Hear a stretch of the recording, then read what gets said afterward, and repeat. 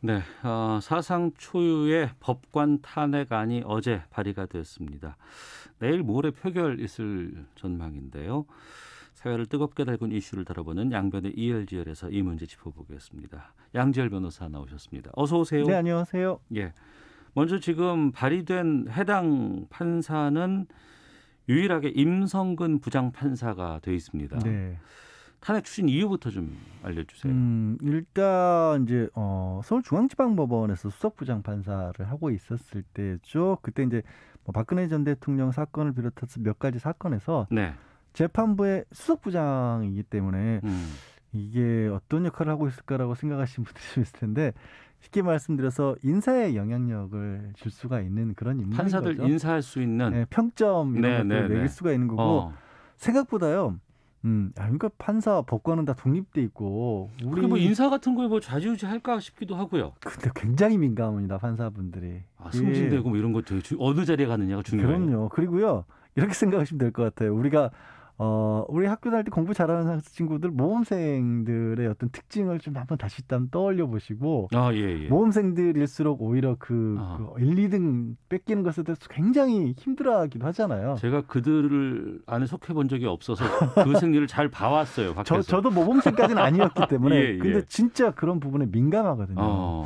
그게 어떻게 보면 이제 뭐 장점이 될 수도 있고 단점이 될 수도 있겠지만 어떤 특성입니다. 예. 그렇기 때문에 뭐 예를 들어서 수도권에서 발령을 받느냐 아니면 지방으로 가느냐 동기들과의 관계에서 얼마만큼의 빨리 이렇게 좋은 자리에 가느냐 이게 굉장히 중요하게 여길 텐데 그거를 좌지우지할 수 있을 만한 분인 거예요. 그런데 그분이 재판부에 가서 박 전 대통령 대통령 관련 사안이기 때문에 구체적으로는 당시에 이제 한참 이제 탄핵 와중에서 뭔가 논란이 되던 사안에 대해서 판결문에 이러저러한 내용이 들어가야 된다. 이런 식의 얘기를 했다는 겁니다. 그럼 청와대 의중을 전달하고 반영되게끔 했나? 뭐 그렇다고 지금 볼 수도 있는 그런 상황인 거죠. 그러니까 그 부분을 이거는 말씀드린 것처럼 이제 법관의 독립이라고 하는 것은 헌법에 보장된 권리인데 이거를 침해했기 때문에 이게 징계를 해야 되는 사유인다라고요 하는 거고요.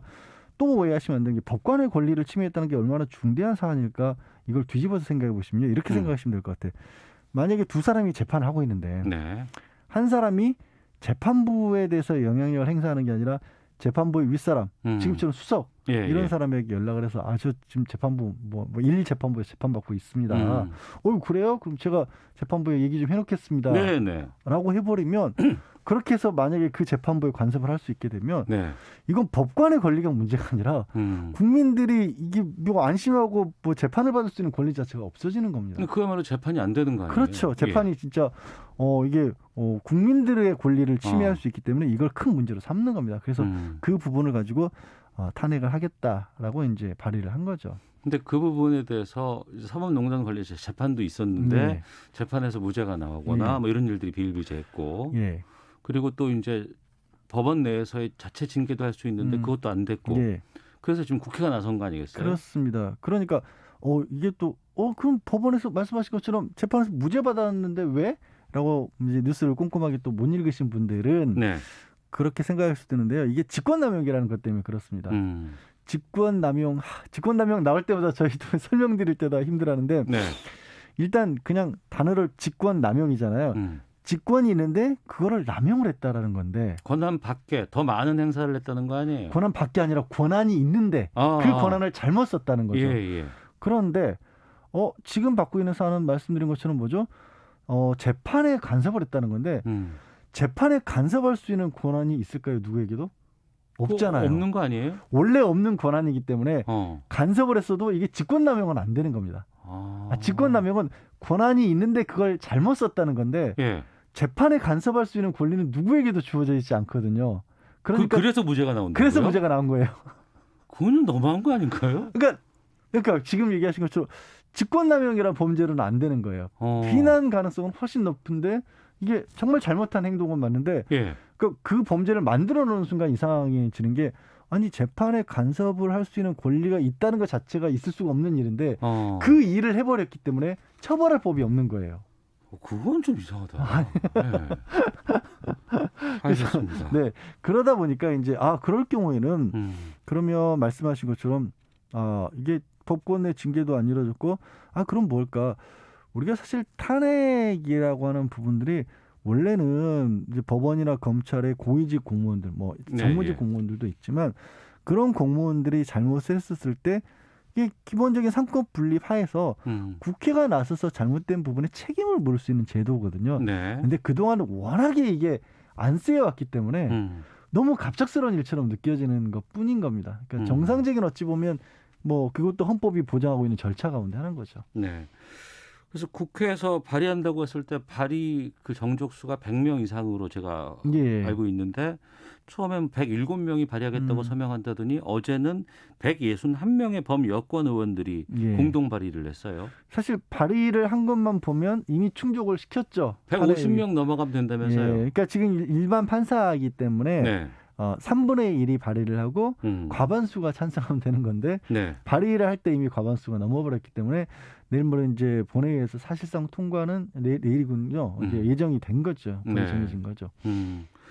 통과되면 그럼 어떻게 되는 거예요? 그러면 이거는 이제 재판에 넘기는 거고요. 국회에서는 우리 박근혜 때 겪어봤지 않습니까? 국회에서 탄핵에서 정지시켰고 헌법재판소에서 판단을 하는 겁니다. 이게 법적으로 실제로 파면을 할 정도의 것인지 여부를 결정을 하는 겁니다. 그러면 국회에서 다수의 의원들이 동의가 돼서 본회의를 통과한다고 해도 헌법재판소의 판단에 따라서 또 가부가 달라질 수 있겠군요. 그건 달라질 수가 있죠. 이거는 왜냐하면 이 국회가 해야 될 일은 분명히 이 견제 차원에서 이 사람이 한 것은 우리가 봤을 땐 잘못한 거다라지만 최종적인 결정은 또 법원이 아닌 헌법재판소에서 별개의 기관에서 심판을 받도록 하는 게 각종 당사자 입장을 또 존중을 하는 거잖아요. 또 지금 얘기하고 있는 판사 같은 경우에는 본인도 그거 아니다라고 억울하다고 할 수 있지 않습니까? 그렇기 때문에 그 부분은 헌법재판소에서 하는 거고요. 이거는 아직도 이 판사에 대해서는 항소심 재판이 법원에서 계속 중이거든요. 근데 탄핵이라고 하는 거는 징계 절차인 겁니다. 그러니까 재판으로 유무죄를 따지는 게 그렇죠. 아니고 형사 처벌하는 게 아니라 이 사람이 과연 대한민국에서 판사로서 이 계속해서 머물게 하는 게 맞느냐라는 걸 따지니까 전혀 다른 과정인 거예요. 뭐 이게 꼭 이 재판이 이어져야 이 재판을 할 수 있고 그런 거 아니고요. 선호가 바뀌었던 경우도 있죠. 지난번 박근혜 같은 경우에는 탄핵을 먼저 시킨 다음에 수사를 들어갔었지 않습니까? 수사와 재판이 있었잖아요. 지금은 재판 중이지만 또 탄핵 과정은 별도로 할 수 있는 겁니다. 그러면 탄핵이 되면 이 임 부장판사는 뭐 탄핵되고는 어떻게 되는 거예요? 탄핵에서 임기도 얼마 안 남았다면서요? 한 달 정도가 남은 걸로 알고 있어요. 파면되면 이제 일단 변호사로 바로 개업이 어려워지고요. 공무원 연금 중에서 공무원 연금은 절반 가량은 본인이 적금처럼 자기 월급에서 떼서 넣는 거고요. 절반 가량은 이제 국가에서 도와주는 거거든요. 국가에서 지원하는 비용 부분은 못 받습니다. 본인이 적금 부분은 당연히 가져가고 아무리 파면을 당했다고 할지라도. 알겠습니다. 뭐 실질적으로 불이익 같은 것들은 그렇다고 치지만 이게 사상 초유의 일이 있는 거 아니에요?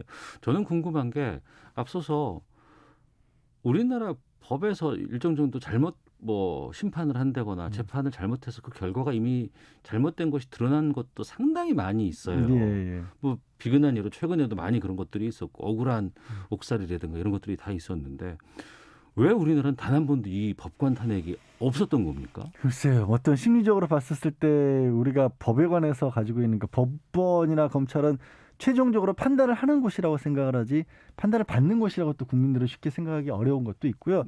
두 번째는 조금 비정상적으로 이게 관리가 되었던 게 아닌가 하는 부분도 분명히 있을 것 같습니다. 왜냐하면 비정상적인 관리요? 이 판사가 지금 탄핵을 받게 된 이유가 박근혜 정부 때 정권에 가깝게 지냈던 거 아니겠습니까? 쉽게 말해서. 양승태 전 대법원장 시절에 사법농단이라는 것도 결국 이게 정권에 이게 법원이 가서 어떻게 보면 자발적으로 고기를 조아리고 자기들의 이익을 위해서 협조를 했던 거 아니에요. 그러니까 정권 입장에서 보면 또 그렇게 협조를 해가면서 관리를 하는 게 편했을까요? 아니면 견제를 해가면서 탄핵할 건 탄핵하고 그 대신 정권도 우리도 심판하는 거 잘못한 게 있으면 법의 심판 받겠다 이렇게 하는 게 편했을까요? 과거에 오히려 이른바 짬짬이의 가능성이 과거에는 또 높지 않았나. 그런 면도 좀 더 어찌 보면 탄핵이라는 게 우리에겐 낯설게 느껴지는 이유도 아닐까 싶습니다. 삼권 분립의 역할이 상당히 중요하고요. 하지만 이제 사법부에 대해서 이제 입법부인 국회가 탄핵이라는 절차를 내일 모레 이제 가게 되는 것 같습니다. 2명이었다가 1명으로 지금 이게 대상이 줄었는데 1명이라고 해도 이게 시사하는 바는 좀 크겠죠? 그럼요. 헌정사상 초유라는 것 예. 늘 그렇지 않습니까? 이런 일이 가능하다라는 인식 자체가 달라져야 되고요. 예. 그리고 저희 국민들 입장에서는 그런 겁니다. 아까도 말씀드렸다시피 어느 재판부에 가는데 그게 내 재판이 이 나를 심판하고 있는 판사가 아니라 다른 영향력에 의해서 이 결과가 좌우될 수 있다는 생각은 그 생각만으로도 너무 싫잖아요. 근데 지금 법적으로는 형사법적으로는 아까 설명드린 것처럼 다른 방법이 없어요. 그걸 막을 수 있는 방법이. 그러면 결국 어떻게 하겠습니까? 아 이거 잘못했다거나 나 쫓겨날 수 있구나라는 거를 보여줘야 법원에서 그런 일이 없고 결국 국민들이 안심하고 재판을 받을 수가 있죠. 알겠습니다. 국회에서 이 본회의에서 어떤 판정 내려질지 결과가 나올지 그리고 헌법재판소에서 어떤 판단을 할지 좀 지켜보도록 하겠습니다. 지금까지 양지열 변호사와 함께했습니다. 고맙습니다. 네, 고맙습니다. 잠시 후 정치와 투 있습니다. 공개된 산업자원부 북한 원전 문서 내용에 대해서 여야 의원들 어떤 생각 갖고 있는지 들어보도록 하겠습니다. 권영주의 차차차 캠핑카의 명과 암에 대해 살펴보겠습니다. 2부에서 뵙겠습니다.